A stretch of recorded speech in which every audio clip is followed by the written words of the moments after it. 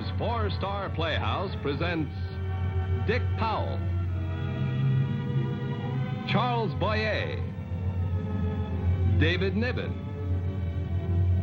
Joan Fontaine.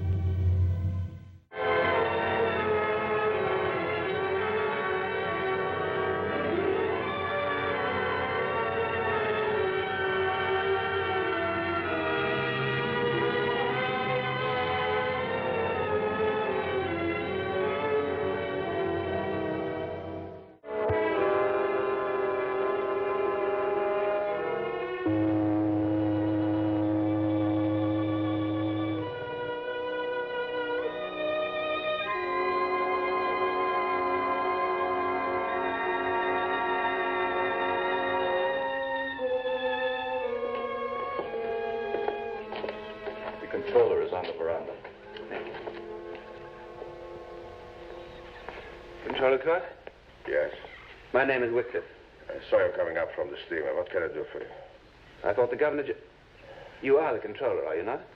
Official representative of civilization on this benighted island. Didn't the Governor General write to you about me? You're too fast for this climate. Faster than my native assistant. You arrived before my mail.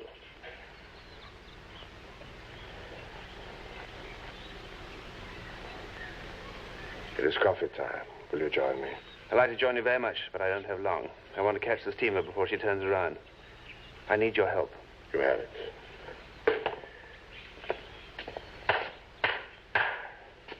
As long as it doesn't mean my keeping pace with you. Please sit down. This is a matter of some urgency, Controller. I'm here to find a murderer. You have to go farther up the river. There are no killings here anymore. The Dayaks do not go headhunting any longer. No, I'm not looking for a native headhunter. The man I want is an American. His name is Jerome Steeks. He's on this island. Steeks? Never heard the name. I hardly thought he would still be using his own name. He's also known as James Stanley, among other things. No one by that name either. Well, let's approach it from this angle, then. Has any American arrived lately on this island? If he has, what does he call himself, and where can I find him? Well, it's not so simple. Sugar? No, thank you. There are 3 Americans here. All 3 arrived about 4 months ago. Where are they?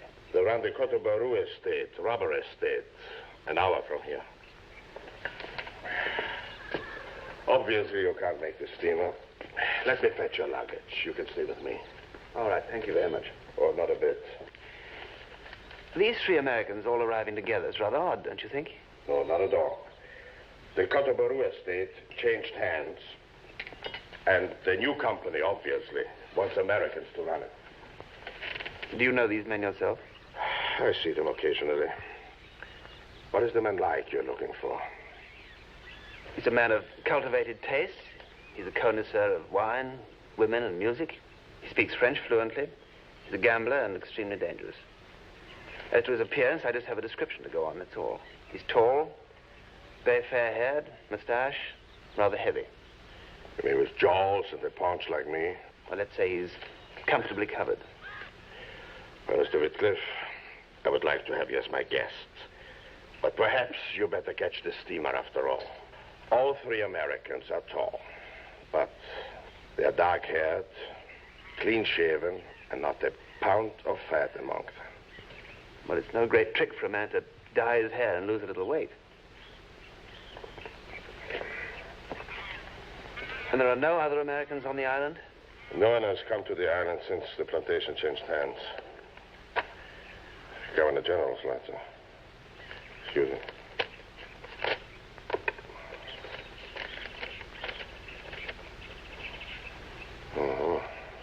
I see. You're on official business. May I ask you who this man murdered? His wife, for rather sordid reasons. I see. And you think it is possible that this man is one of the 3 Americans in spite of what I tell you? There is no question about it. This man has never seen you before? No. Well, in that case, I better send a runner down to the plantation with word that we are coming down for lunch tomorrow at noon. Fine. I will introduce you as my friend, Dick Wilson. Does this name suit you? You will look them over and then decide for yourself. Well, it may take more than just a casual meeting at lunch for me to pick out my man, particularly if he's altered as much as you say he has. I must have time to study him for several days, if necessary. Maybe I could say I was a stockholder of the company, that I was traveling around these parts and I wanted to see how the plantation was being run. Well, you think it is safe if this man is dangerous? Sometimes, Controller, one must just trust to luck.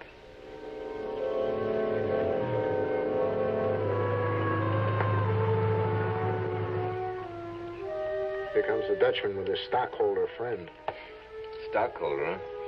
Well, this should be very interesting. Good morning, gentlemen. Hello, Controller. May I present Mr. Wilson, Mr. Morgan, Mr. Fisher? How do you do? How are you? How do you do? Where's Stevens? He'll be right here. He's over at the chemical shack. Want a drink? A little later, I think. Do you fellas mind if I stick around for a while? I won't be in your way.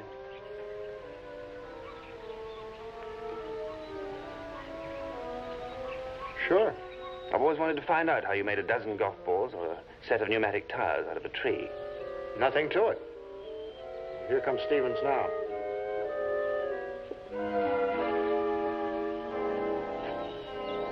Never late for a meal.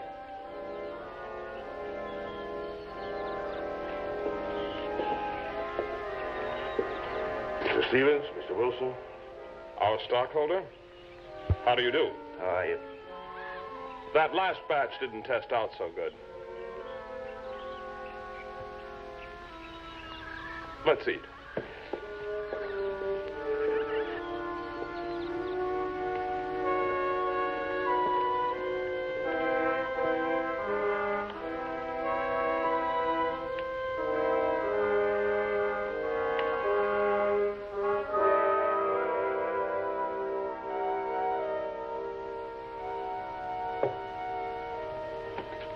When you live in this sort of a spot, you can't expect fancy grub.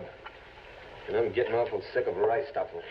It's always been a mystery to me why men choose to live their lives in this part of the world. The climate's appalling, the food is uninspired, and the mosquitoes. Maybe they don't choose. Well, the East gets in your blood, unfortunately. That's your trouble, Fisher? What do you mean, my trouble? You said that maybe some people don't choose to live here. Do you have the East in your blood? No, I don't. I wasn't talking about myself.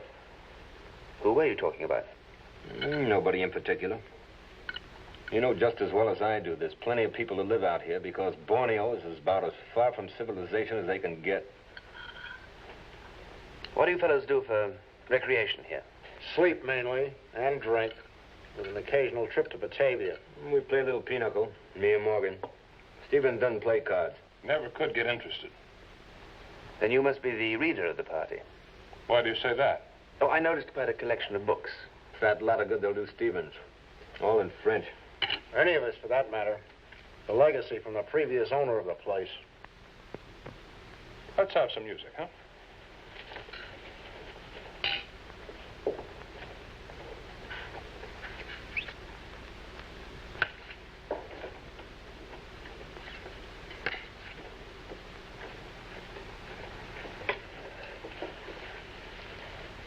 Another bottle of beer?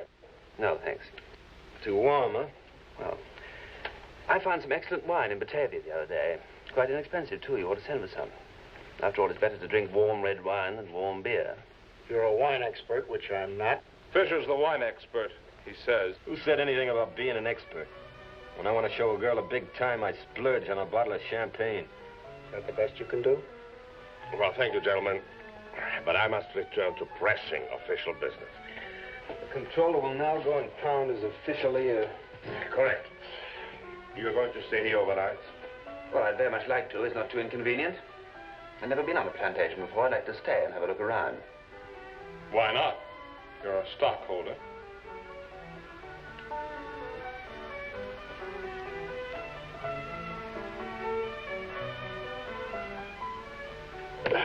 So you want to stay? More than ever. Still convinced? Baffled, but still convinced. Well, you're taking a grave risk. These men were not themselves today. A certain hostility. Yes, I felt they were on edge, and that makes me more certain than ever that one of them is Steeks. But which one? Well, frankly, at the moment, I haven't the faintest idea. When I can be sure that Stevens, for instance, is not a card player, that Morgan is not a wine drinker, and find out why Fisher lives here against his wishes, then I shall be near a solution. the moment, the thing that really interests me is which of the three has a bottle of hair dye? Well, I must be going. Please be careful. I don't want the murdered friends of the Governor General in my district. Now, don't worry. I shall take all precautions to see that your records are unimpaired.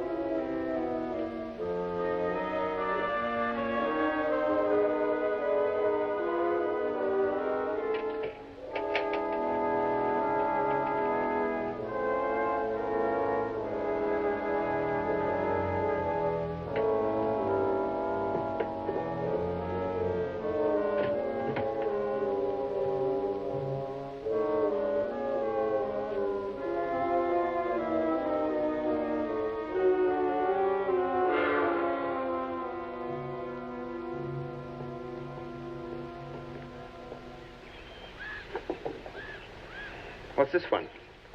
Another coagulant, formic acid. Oh, it stings. Not surprising. Used to be prepared by distilling red ants.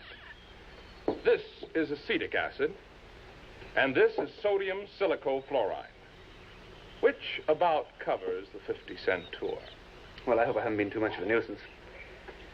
I must say, I shall never feel quite the same about wearing a raincoat again. Red ants, indeed.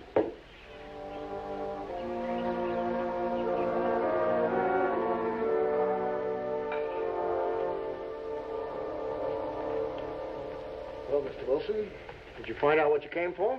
Yes, I did indeed. And very interesting, too. What exactly did you come to find out? No one thing in particular. I just wanted to get an overall impression of how the plantation was being run. No, that's not what I meant. No? Fisher means when you were searching our room this afternoon. I see. The stockholder story won't do, Wilson. We knew you were a fraud before you got here. You see, there are no stockholders in this company. We're the company, if you want to know. I hope you keep on finding it that funny, Wilson. We don't. Let's have it, Wilson, if that's your name. No, as a matter of fact, it's not. And you're quite right. I do owe you an apology and an explanation. Make it good. I'll let you gentlemen be the judge of that. The reason I came here was because I wanted to find out which one of you three is a murderer.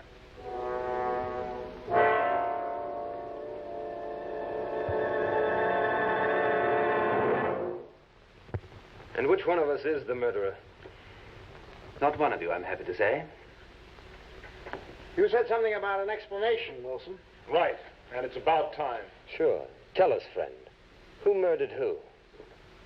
The man I'm looking for murdered his wife. That's excusable sometimes. Why'd he do it? For money. That makes sense. He thought it did. The amount involved was considerable. Like how much? Like $250,000. Quite a hunk. I'd have murdered mine for much less if I'd lived with her any longer. Shut up. Then what happened? Well, he was a very clever fellow. He was a big gambler. Apparently, he started off by getting his wife to believe that he'd been losing money consistently, as he needed a large sum to cover his losses. She was infatuated by him, so she gave him everything he asked for. She even liquidated some assets against the advice of her attorney. But then he told her that he used an assumed name for these gambling activities. And the checks that she gave him, therefore, were made out in the name of James Stanley. Then he opened an account at a small bank in a small town. And when he'd taken everything from her that he dared to take, he killed her. The way he did that was neat, too. He wrote a suicide pact, signed his name, and forged hers. And a few days later, her body was washed up on a beach. His was never found. The assumption is that he sailed that same day for France. Whose assumption?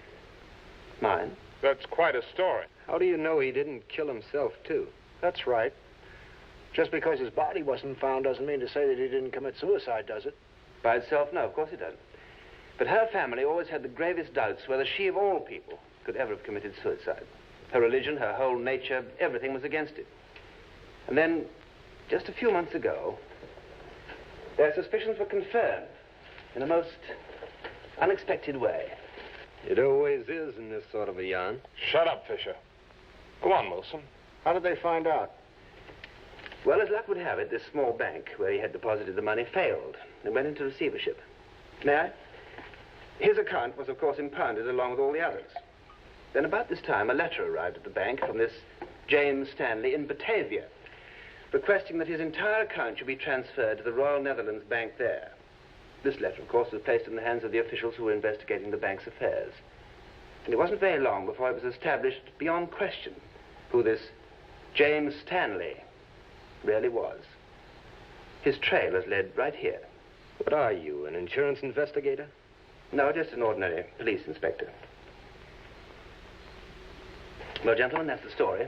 I'm sure you will forgive my subterfuge and bear me no ill will. When the steamer arrives next week, I shall be on my way, and I shall continue my search for this man. What's his name? His real name, I mean. Jerome Steeks. S-T-E-E-K-S. Odd name. Or fictitious. And what's yours? Wycliffe. Well, that's the story. I don't see why I should be in your way here any longer. So if one of you will be good enough to drop me down to the town, I'll wait there for the steamer. I'll take you. Thank you. You're welcome to stay as long as you like, now that we know who you are and why you're here. No, thank you, Morgan. I've rather lost my interest in rubber.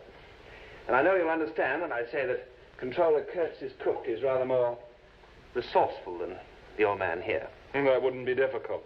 Yes, rice taffel does get rather boring. That gives me an idea. I really would like to repay your hospitality. So why don't you try and get through early on the day the steamer comes in, and we'll have a really good dinner at the controller's place.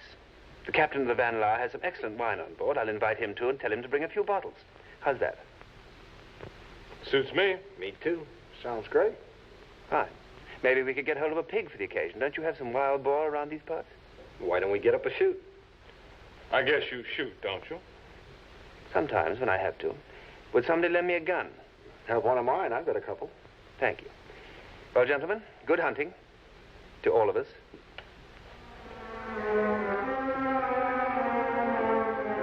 This is suicide. I hope not, Controller. I hope not. I hope not. For 12 years, I hoped for a promotion. And now you come into my district to commit suicide.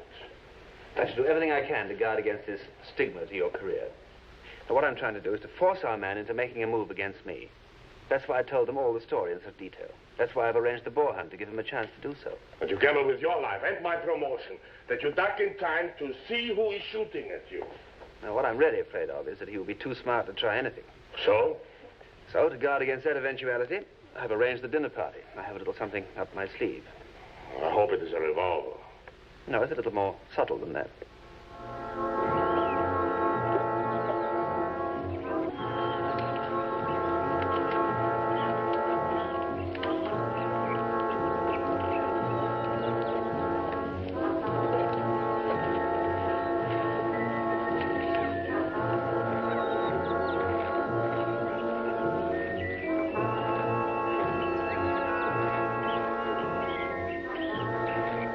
We'll spread out from here.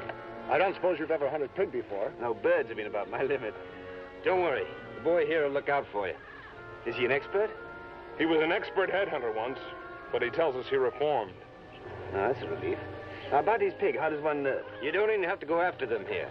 Once the boys have set one moving, he's after you, and you'd better be fast. They can outrun anything on 4 legs in this terrain. They found. We better spread out. And if you miss him, jump for a tree. Right.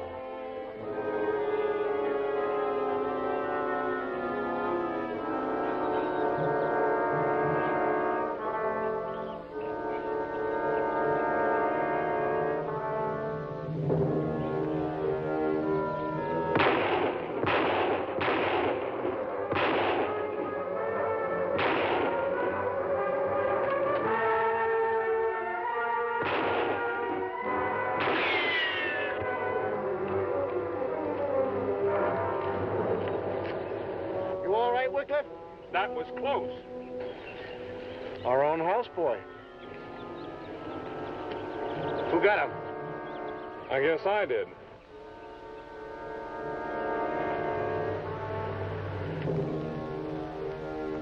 I guess we both did. Probably trying to impress a girl with your distinguished head, Wycliffe. They still try it occasionally. A sort of a hobby with them, you know. When there's an hour in the month, I suppose. With all of that, did anyone get a pig? 2. And one long one.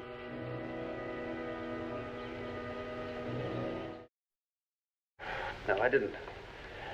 One of them had put a native boy after throwing a spear at me. Luckily, the spear missed, and the boy was promptly shot. Uh-huh. The one who shot must be your man. Unfortunately, 2 of them shot at exactly the same time, Morgan and Stevens both. How about the third one? Fisher, wasn't it? If he's our man, he might have been smart enough to hold his fire so that the others did the dirty work for him. Then you're no farther than you were before. At the moment, no, I'm not. But I have high hopes for our dinner party. There we are. Well, if I drink any more, I won't be able to enjoy the food. Let's change the diet. Well, dish it out. Well, we have to thank Captain Van Schell for this delicious pate and for the Bordeaux Aubryon 34, a great wine. Don't you agree, Captain? Beautiful, beautiful. This gentleman knows about wine. Most people I meet on my ship know nothing but whiskey soda. Or gin heads.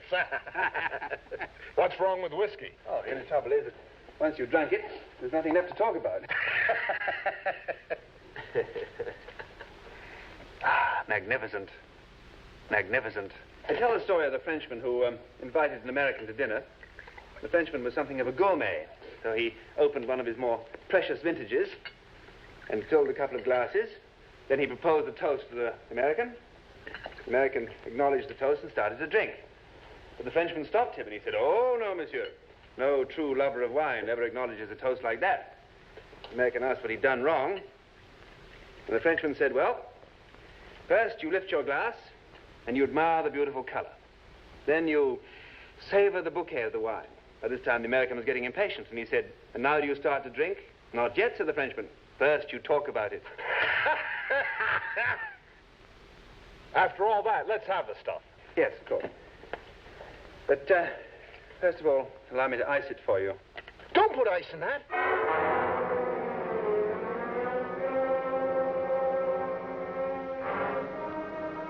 Oh, you're quite right, of course.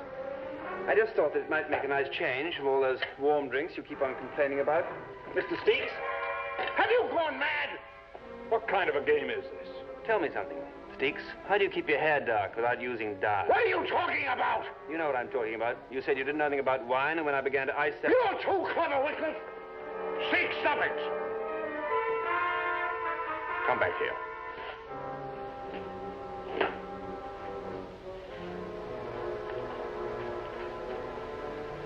I should have killed you myself instead of putting the native boy up to it. You're right. I still want to know about your hair. You're a smart fellow. I thought you could have figured that out by yourself. My hair has always been dark brown. When I began living by my wits, I knew I'd have to hide out someday, so I bleached it light and kept it that way, knowing I could grow it back whenever I wanted to.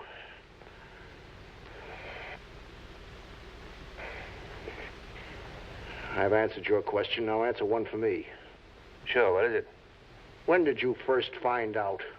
Just now, really. Just now? Yes. I took a gamble on the wine and on the ice.